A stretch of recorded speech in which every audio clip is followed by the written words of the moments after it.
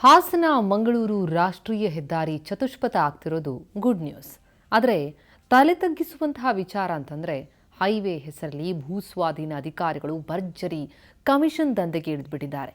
ರೈತರನ್ನ ಹಿಂಸಿಸಿ ಲಂಚ ಪೀಕುವ ಆಘಾತಕಾರಿ ಅಂಶ ನಮ್ಮ ಕವರ್ ಸ್ಟೋರಿ ತಂಡ ನಡೆಸಿದ ರಹಸ್ಯ ಕಾರ್ಯಾಚರಣೆಯಲ್ಲಿ ಬಯಲಾಗಿದೆ. ಅದರ ಸಂಕ್ಷಿಪ್ತ ವರದಿ ಏನಿದೆ ನೋಡಿ. ಹೈವೇಗಾಗಿ ಭರ್ಜರಿ ದರೋಡೆ, ಅಧಿಕಾರಿಗಳಿಂದಲೇ ಲೂಟಿ.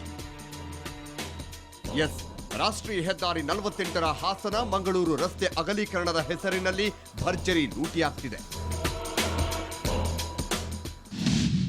ನಾವು ನಮ್ಮ ಹಕ್ಕಿನ ಹಣವನ್ನು ಭಿಕ್ಷೆ ಬೇಡಿದ ಹಾಗೆ ಕೇಳಬೇಕಾಗ್ತದೆ. ನಾನು ಮುಖ್ಯವಾಗಿ ಅಧಿಕಾರಿಗಳ ಮೇಲೆ ಹೇಳೋದು, ಅಧಿಕಾರಿಗಳು ಹೊರಗೆ ಕರೆದವರನ್ನು ನೀವು 2% ಹಣ ನಮಗೆ ಕೊಟ್ಟರೆ ನಿಮ್ಮ ಖಾತೆಗೆ ನಾಳೆ ಹಣ ಬೀಳುತ್ತದೆ. ಇದು ರೈತಾಪಿ ವರ್ಗವನ್ನು ಕಾಡುತ್ತಿರುವಂಥ ದೊಡ್ಡ ಒಂದು ಸಮಸ್ಯೆ. ರಾಷ್ಟ್ರೀಯ ಹೆದ್ದಾರಿ ಪ್ರಾಧಿಕಾರ ಪರಿಹಾರ ನೀಡುತ್ತೆ, ಆದರೆ ಪರಿಹಾರ ಕೊಡೋ ಅಧಿಕಾರಿಗಳು ಸಂತ್ರಸ್ತರಿಂದ 2ರಿಂದ 10% ಕಮಿಷನ್ ಪಡೆದು ವಿತರಿಸೋದು. ಇದು ಕವರ್ ಸ್ಟೋರಿ ನಡೆಸಿದ ರಹಸ್ಯ ಕಾರ್ಯಾಚರಣೆಯಲ್ಲಿ ಬಯಲಾಗಿದೆ. ಎಷ್ಟು ಪರ್ಸೆಂಟ್ ಕೇಳಿದಾರಾ?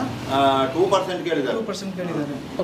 ಮತ್ತೆ ಮಲ್ಲೇಶ್ ಬಂದಿದ್ರು, ಮತ್ತೆ ಅವ್ರು ತುಂಬ ಡಿಮಾಂಡ್ ಮಾಡಿದ್ರು. ನಾವು ಡಿಮಾಂಡ್ಗೆ ನಾವು ಒಪ್ಪಲಿಲ್ಲ.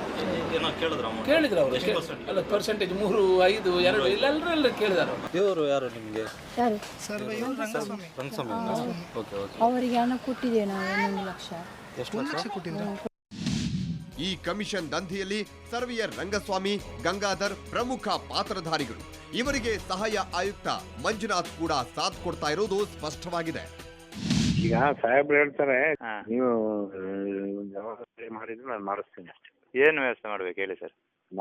ನೀವು ಏನ್ ಕೊಡ್ತೀರಿ ಹೇಳಿ? ಈಗ ಹೇಳಿ, ನೀವು ಹೇಳಿ. ಈಗ ಸಾಹೇಬ್ರಿಗೆ ಏನಾದ್ರು ಕೊಡ್ಲೇಬೇಕಾದ್ರೆ ಜಾಸ್ತಿನೇ ಅವ್ರಿಗೆ. ಒಂದು ಕೊಟ್ಬಿಡಿ, ಎಲ್ಲ ಸೇರಿ ಸಾಹೇಬ್ರಿಗೂ ನಮ್ದೆಲ್ಲ ಸೇರಿ. ಈಗ ಅಷ್ಟು ಕೊಟ್ಟರೆ ನಮ್ಗೇನು ಸಾಹೇಬ್ರಿಗೆ 50 ಕೊಡ್ಲೇಬೇಕು ಅವ್ರಿಗೆ. ಒಂದು ಅಡ್ಜಸ್ಟ್ಮೆಂಟ್ ಮಾಡಿದ್ದಾರೆ ಅಷ್ಟಕ್ಕೆ, ಹಾಗೆ ಹೇಳಿ. 1.5 ಲಕ್ಷ. 1.5 ಲಕ್ಷ ಎಷ್ಟು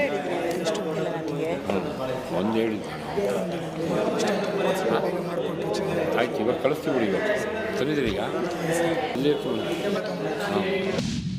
ಲಂಚ ಕೊಡದೇ ಇದ್ರೆ ಭೂಮಿ ಕಳೆದುಕೊಂಡವರಿಗೆ ಪರಿಹಾರವೇ ಸಿಗುತ್ತಿಲ್ಲ.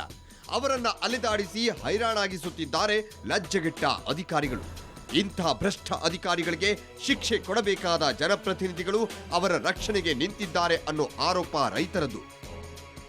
ಈ ಭಾರೀ ಕಮಿಷನ್ ದಂಧೆಯ ಬಗ್ಗೆ ಸರ್ಕಾರ ತನಿಖೆ ನಡೆಸಿ ಭ್ರಷ್ಟರಿಗೆ ಶಿಕ್ಷೆ ಕೊಡಬೇಕು. ಇಲ್ಲದಿದ್ದರೆ ಹೈವೇ ದರೋಡೆಕೋರರಿಗೆ ಜನರೇ ಬುದ್ಧಿ ಕಲಿಸುತ್ತಾರೆ. ಕ್ಯಾಮರಾಮನ್ ಗಗನ್ ಜೊತೆ ವಿಜಯಲಕ್ಷ್ಮಿ ಶಿಬರೂರು, ಸುವರ್ಣ ನ್ಯೂಸ್.